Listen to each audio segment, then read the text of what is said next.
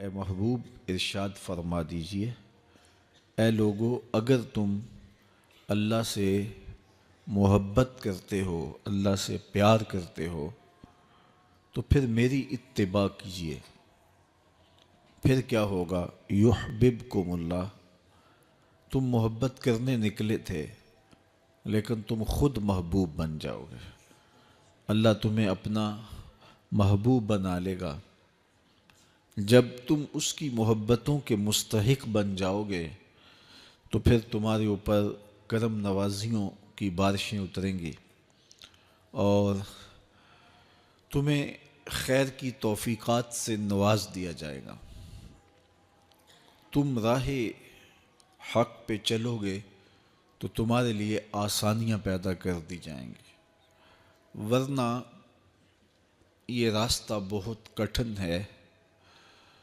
دنیا کی کسی چیز سے، کسی وجود سے، کسی ذات سے محبت کا ربط و رشتہ قائم ہو جائے تو اس کے امتحان بڑے کٹھن ہوتے ہیں اور منزل تک پہنچنے کے لیے رسوائیاں بھی گوارا کرنا پڑتی ہیں، کٹھن مقامات بھی گزرنے ہوتے ہیں، حالات کا جبر اور تلخیاں سہنا پڑتی ہیں، اور ہزار کاوشوں کے بعد ایک معمولی سی منزل نصیب ہوتی ہے۔ تو اللہ کا پیار کوئی اتنا سستا تو نہیں کہ وہ بغیر مشقتوں کے نصیب ہو جائے، اس کے لیے کوئی رت جگہ نہ کاٹنا پڑے، کوئی مشقت نہ سہنی پڑے، کوئی ملامت گوارا نہ کرنی پڑے، کوئی دکھ نہ جھیلنا پڑے، حالات کے جبر کا مقابلہ نہ کرنا پڑے۔ یہ کیسے ہو سکتا ہے؟ جب آپ ایک متعین مختصر منزل تک پہنچنے کے لیے ہزار جتن کرتے ہیں اور بہت کچھ کھو دینے کے بعد کسی کو پاتے ہیں، تو پھر اس ذات کو پانے کے لیے جو صرف کسی ایک فرد کا مقصود نہیں ہے، جو نبیوں کا بھی مقصود ہے، تو کیا اس تک پہنچنا پھر کوئی آسان کام ہوگا؟ بڑا کٹھن مرحلہ ہے۔ یہاں کھال بھی ادڑتی ہے، یہاں سولیوں پہ بھی جھولنا پڑتا ہے، یہاں فصیلے دار پہ سروں کا چراغاں بھی کرنا پڑتا ہے، یہاں بدن کی بوٹیاں لوہے کی کنگھیوں سے چھیدی جاتی ہیں، اونٹوں کے پاؤں سے باندھ کر کے الٹے سمت اونٹوں کو دھڑا کر کے بدن چیرے جاتے ہیں، یہاں زنجیروں سے کسا جاتا ہے حتیٰ کہ زنجیریں ہڈیوں تک جا پہنچتی ہیں، یہاں چکیاں بھی پسوائی جاتی ہیں اور پتھروں کے نیچے بھی رکھا جاتا ہے۔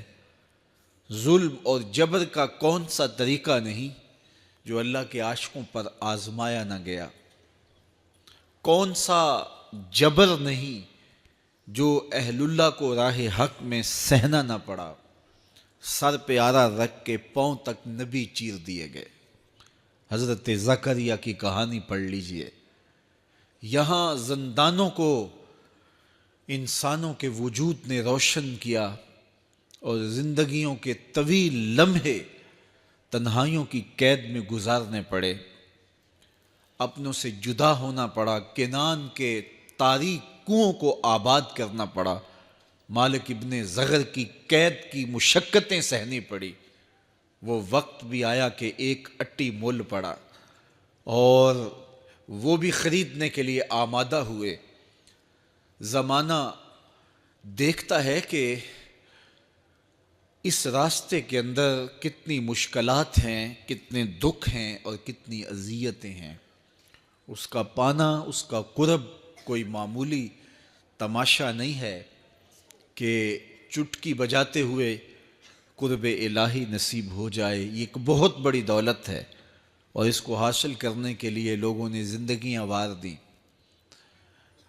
راہوں کی مٹی بن گئے اور حالات کے تھپیڑے سہتے سہتے منزل تک پہنچنے سے قبل ہی وہ اپنی جاں آفرین کے سپرد کر گئے۔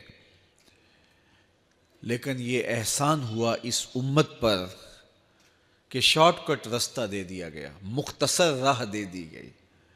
کہا کہ تم بھی اس کی تلاش میں نکلے ہو جس کی تلاش میں نکلنے والے قافلوں نے جنگل کی خاک چھانی تھی، صحراؤں میں ریت کا رزق بنے تھے، تم بھی اس کی تلاش میں نکلے ہو۔ تم جلا دیے جاؤ گے، تم مٹا دیے جاؤ گے، لیکن آؤ تمہیں ایک شجر سایہ دار بتائیں، تمہیں ایک ٹھنڈی چھاؤں بتائیں جس کے سائے میں بیٹھ کے انتظار کرو گے تو منزل تمہیں خود نصیب ہوگی۔ اور وہ کیا ہے؟ قُلْ إِن كُنتُمْ تُحِبُّونَ اللَّهَ فَاتَّبِعُونِی، آؤ میرے محبوب کی چوکھٹ تک آؤ، جسے تم تلاش کرنے نکلے ہو وہ تمہیں خود آ کے ملے گا۔ اللہ اکبر۔ حضرت داتا گنج بخش علی حجویری نے کشف المحجوب میں تصوف کی کچھ اصطلاحات کا ذکر کیا ہے۔ ان میں سے ایک اصطلاح کا نام ہے جمع اور دوسری اصطلاح کا نام ہے فرق۔ جمع کیا ہے اور فرق کیا ہے؟ جب انسان اللہ کے قرب کی تلاش میں نکلتا ہے اور تجرد کی زندگی گزارتا ہے، اپنی خواہشات نفسانیہ کے گلے پہ چھری پھیر دیتا ہے، خواہشات کو قربان کر دیتا ہے، تنہائیاں کاٹتا ہے، اپنے آپ کو اس چکی میں ڈال کر کے ہر تکلیف اور کلفت اور اذیت اور دکھ سہنے کے لیے آمادہ ہوتا ہے، تو بندے کا یہ سفر جو طلب الہی میں ہے، حق کی تلاش میں ہے، اس کو اصطلاح تصوف کے اندر فرق کہتے ہیں۔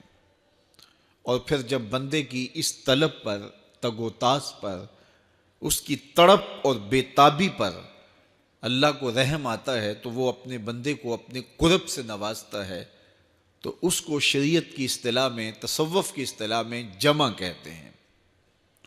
تو حضرت داتا گنج بخش علی حجویری فرماتے ہیں فرق کے راستے پہ کوئی صدیوں گامزن رہے، اللہ کا قرب نہیں مل سکتا، اس لیے کہ اس کے قرب کی کوئی انتہا ہی نہیں ہے، لامتناہی سلسلے ہیں۔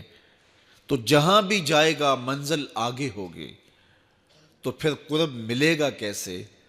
کہا کہ جب بندے کی تگ و تاز، جد و جہد، تڑپ اور محبت اور بے چینی، اضطراب اور بے تابیاں مالک دیکھتا ہے تو پھر اللہ تعالیٰ بندے کی طرف اپنی رحمتوں سے متوجہ ہوتا ہے۔ اور حدیث میں آتا ہے جب میرا بندہ میری طرف ایک قدم چلتا ہے میں اس کی طرف 70 قدم آتا ہوں، اور جب میرا بندہ میری طرف چل کے آتا ہے اتیتہ ہر والا، میری رحمتیں دوڑ کے اس کا استقبال کرتی ہیں، تو پھر وہ کرم نوازی فرماتا ہے۔ تو پھر اس قاعدے کو جمع کا قاعدہ کہتا ہے۔ تو قربت تب ملتی ہے جب جمع کا قاعدہ رو بعمل ہو، اور یہ قاعدہ رو بعمل کب ہوتا ہے؟ جب حضور کی اطاعت نصیب ہو۔ فاتبعونی کی شرط کے ساتھ جمع کا قاعدہ تب رو بعمل ہوتا ہے جب حضور کی اطاعت اور فرما برداری بندوں کو نصیب ہوتی ہے۔ تو ارشاد فرمایا اگر تم چاہتے ہو کہ اللہ تم سے محبت کرے تو پھر میری اتباع کرو۔ تم اس کی محبت کے لیے نکلے تھے اور تم نے خاک چھاننی تھی در در کی، اور تم نے رت جگہ کاٹنے تھے، لیکن جب تم اطاعت کے زمرے میں آؤ گے، محبوب کی راہوں پہ چلنے لگ جاؤ گے، تو پھر تم سوئے ہوئے ہوگے، قرب تمہاری تلاش میں ہوگا۔ یحببکم اللہ، وہ رب ہو کے تم سے پیار کرے گا، وہ رب ہو کے تمہیں محبوب بنائے۔ تو حضور کی محبت خدا کی محبوبیت کا ذریعہ ہے، اس لیے ہمیں حضور کا پیار اپنی روحوں میں موجزن کرنا ہے، حضور کی محبت اپنی روحوں میں اتارنی ہے، اور محبت اپنے تمام تر تقاضوں کے ساتھ جب روح پذیر ہوگی تو پھر ہمارا انداز زندگی بھی سنور جائے گا، ہماری آخرت بھی سنور جائے گی۔ محبت کے من جملہ تقاضوں میں سے سب سے بڑا تقاضا محبوب کی اطاعت ہے، کہ بندہ جس سے پیار کرتا ہے اس کی بات مانتا ہے۔ یہ ہے دعوی محبت کا ثبوت، اس کی دلیل۔ اور حضور کے صحابہ کی زندگیاں دیکھیے کہ انہوں نے حضور علیہ الصلوۃ والسلام کے ساتھ کیسے پیار کیا،